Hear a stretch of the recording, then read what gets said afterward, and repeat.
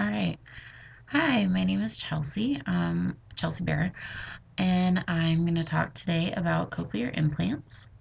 They were a device that was created to help the deaf person be able to regain some variation of hearing. Um, they were originally invented mainly throughout the mid 20th century. That time frame were developed and then were finally passed by the FDA in the 1980s. And then since then, they've been lowering the age requirements, and they've been getting more accessible to other people.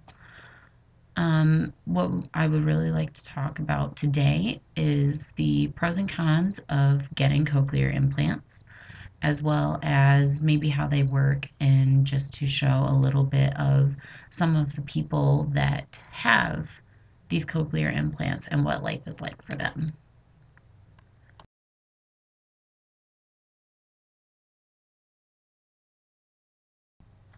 Okay, cochlear implants work by having a piece that's surgically inserted into, like, right behind the ear, and then it has a tube that would go straight into the cochlea. And what it does is there is a microphone on the earpiece, and it picks up the sounds from all around you, and then it travels into the device to be processed and turned into radio frequency, and then it travels down into the tube, or the wire, and is then processed in the cochlea, and is then able to be interpreted by the hairs and the nerves and everything that's in there, and then processed so that way they can understand the sounds that are happening around them.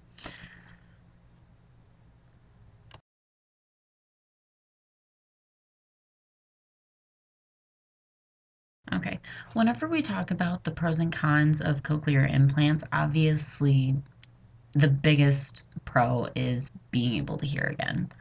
Um, I can only imagine how a person who has either been unable to hear for their whole life, or even maybe just for a little while, how deserting it can feel, how alone you can feel in the world around you. And that's really upsetting. So obviously, like, one of the biggest pros is that you will hopefully have some range of hearing after the surgery. They are very invasive. Obviously, whenever there's any kind of surgery, there is always the chance that something can go wrong. There is the chance that it might not work. The devices are usually tested before they are implanted, so that does help cut back on that. And the devices have become more reliable. They are more technologically advanced now. They continue to be developed and worked and become more reliable devices. Um, Another positive is just as maybe like from the standpoint of the family, finally being able to feel like you can connect with your loved one. Maybe you haven't been able to in the past. Maybe it was very hard for you to learn sign language as a parent, and you try, but it's still, there's that communication barrier.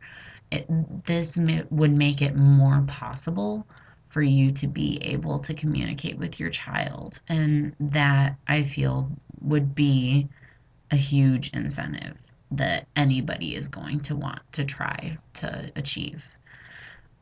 If we're also talking cons, there is also the issue of the social stigma that does go with them. Whenever they were approved by the FDA, they were very, very strongly stigmatized, in that the deaf community felt that people were trying to drive a wedge into the community and trying to make people feel that they were impaired, feel that there was something that they needed to fix about themselves.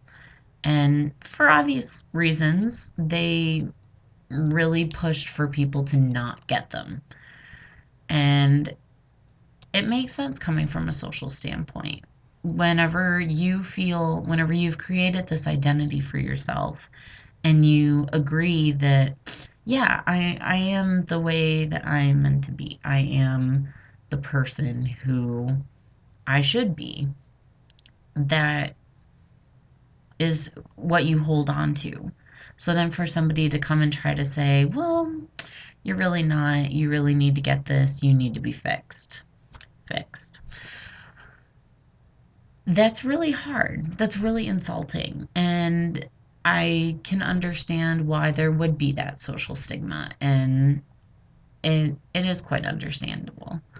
Um, but then, how, my question, I suppose, would be how do you view that for, say, children?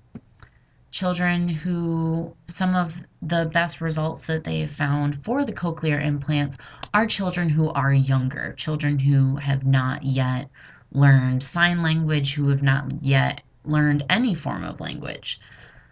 Those are some very good candidates for this procedure specifically. And how do you say that a child should not get this procedure because, say, should it be their choice? Should it be they need to choose that for themselves? They need to choose to want to be in the hearing world? Or do you make that choice for them and then hope that that was what they wanted? How do you assume?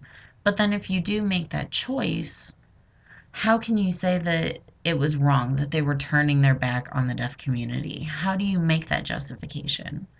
So there are a lot of social problems that kind of come along with this procedure. Um, I did find this video of the show. It's called True Life, and it was all about how these two people, they were deaf, and the one of them had a cochlear implant put in, and it's her like trying to audition for this dance squad, and how she is not necessarily discriminated, but how she isn't quite as understood. And then the other one is a 16-year-old boy who is getting a cochlear implant. And it's heartbreaking to see that there's a possibility that he might be ostracized. They don't show that in the video, but there's always that possibility like, oh, you got cochlear implants, you aren't one of us anymore. Whenever it should be, man, you got cochlear implants, those are really expensive, they can be dangerous, but you can hear, that's so great, and that's really stressful. But then you see the moments where he's able to hear his mom say his name for the first time, or have like hear her say that she loves him, and to me that makes it all worth the trouble, and I think that's what's most important. So I will include the clip on this show, and thanks for listening, and that was my report about cochlear implants.